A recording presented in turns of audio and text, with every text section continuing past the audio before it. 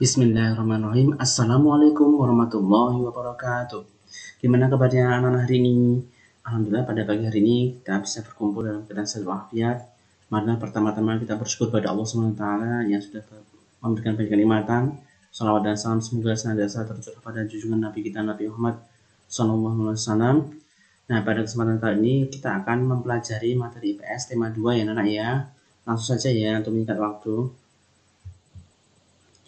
Nah, pada kesempatan kali ini kita akan mempelajari KD 3.4 yaitu memahami makna proklamasi kemerdekaan, upaya mempertahankan kemerdekaan, dan upaya mengembangkan kehidupan kebangsaan yang sejahtera. Namun, fokus kita adalah pada memahami makna proklamasi kemerdekaan. Karena ini materinya cukup banyak, maka Pak Umar fokus ke memahami makna proklamasi kemerdekaan.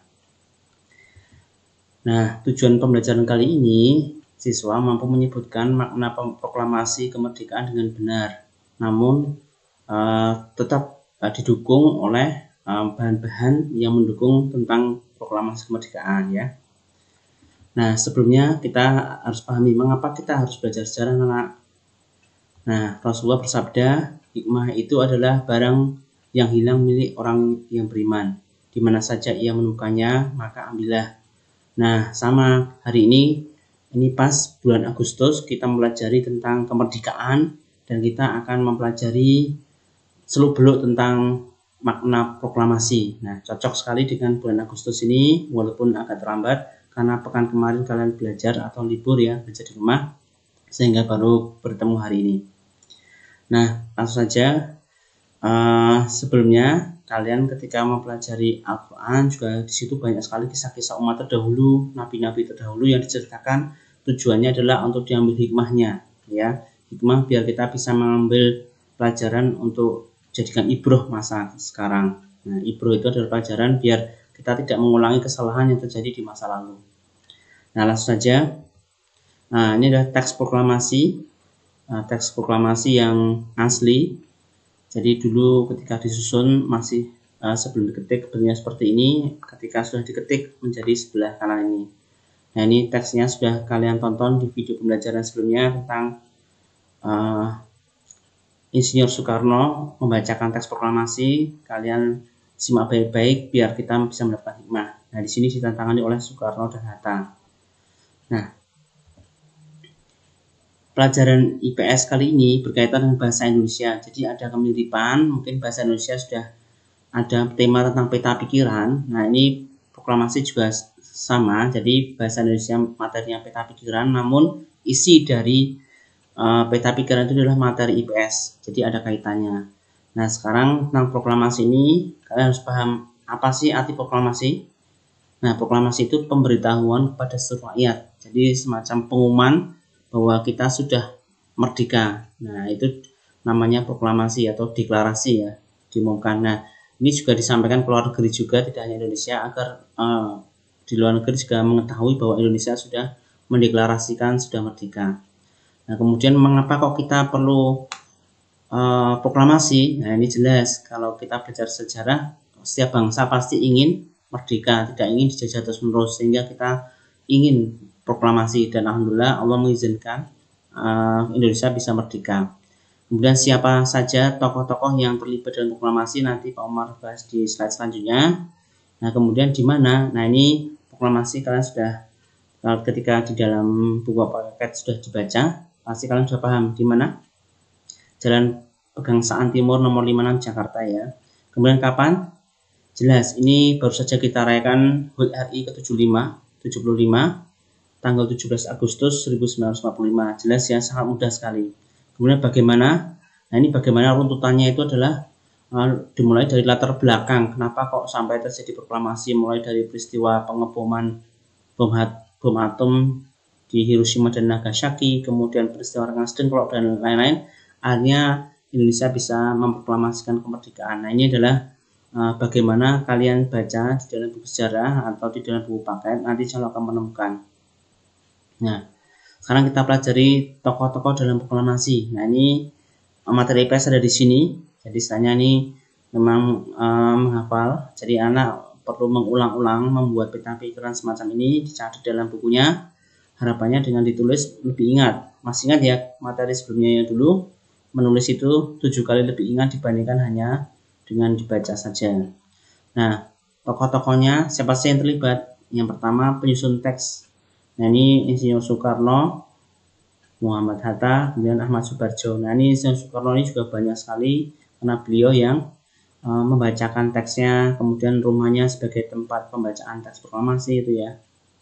Termasuk yang menandatangani teksnya dari sini bersama Muhammad Hatta. Nah, kemudian pengetik teks Sayuti Melik. Nah, ini yang mengetik, jadi setelah konsepnya ditulis tangan, maka perlu diketik. Nah, yang mengetik adalah Sayuti Melik.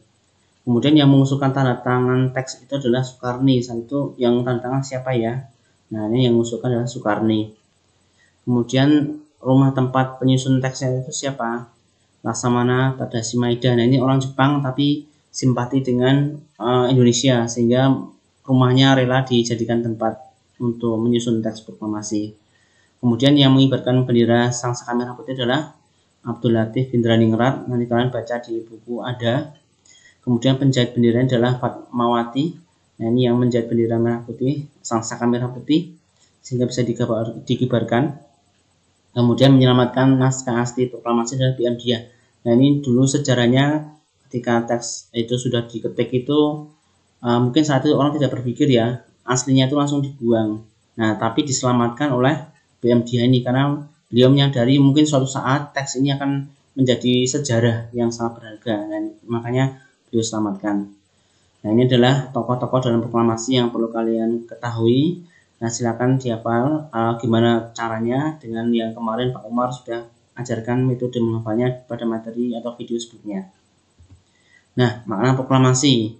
Nah, ini kalian juga pahami, tidak hanya membaca teks saja, tapi dipahami sebagai puncak perjuangan bangsa Indonesia. Ini jelas karena ibaratnya sebuah perjuangan itu gongnya atau goalnya sudah tercapai, yaitu kita merdeka. Makanya setelah berjuang selama ratusan tahun, sehingga pas tanggal 17 Agustus kita mencapai puncak perjuangan bangsa Indonesia. Nah, yang kedua, pengakuan kepada dunia luar. Karena proklamasi ini juga punya arti deklarasi kepada dunia luar bahwa Indonesia sudah merdeka, maka ini akan menjadi sebuah tanda bahwa kita diakui oleh negara-negara di luar Indonesia yang sudah terlebih dahulu merdeka. Nah, yang ketiga, menaikkan martabat bangsa. Nah, karena apa? Ketika kita sudah merdeka, maka kita statusnya sudah bangsa merdeka, tidak dijajah lagi oleh bangsa lain. Nah, sehingga martabat bangsa menaik. Kemudian yang keempat, perjuangan sebagai negara baru. Jelas, ini karena sebelumnya kita belum berbentuk negara, masih banyak pulau-pulau terpisah dengan lautan, masih terpisah-pisah. Nah, setelah ada deklarasi proklamasi, maka kita menjadi sebuah negara baru ya, walaupun saat itu belum semua pulau masuk seperti saat ini, jadi masih ada beberapa pulau yang belum masuk. Nah, namun setelah seiring berjalannya waktu, alhamdulillah Indonesia menjadi negara baru yang petanya bisa kalian lihat seperti saat ini. Nah, kemudian yang kelima, sebagai tonggak sejarah negara Indonesia. Karena ini jelas, karena ketika sudah menjadi negara baru, otomatis sejarah itu akan ditulis. Jadi sebuah bangsa sejarahnya dimulai dari proklamasi. Jadi setelah proklamasi sampai hari ini akan menjadi sebuah catatan sejarah yang penting untuk bangsa Indonesia. Dan ini adalah makna proklamasi yang perlu kalian pahami. Harapannya kalian baca berulang-ulang biar paham dan tidak hanya hafalan. Nanti ketika dipahami, insya Allah nanti mudah untuk menghafalkannya. Kemudian karena ini hanya bagian pertama, silakan pelajari berikutnya upaya mempertahankan kemerdekaan. Nah, ini ada perjuangan secara diplomasi, ada secara konfrontasi. Diplomasi itu adalah dengan perundingan-perundingan. Nanti kalian baca banyak sekali perundingan atau perjanjian-perjanjian yang terjadi setelah Indonesia merdeka.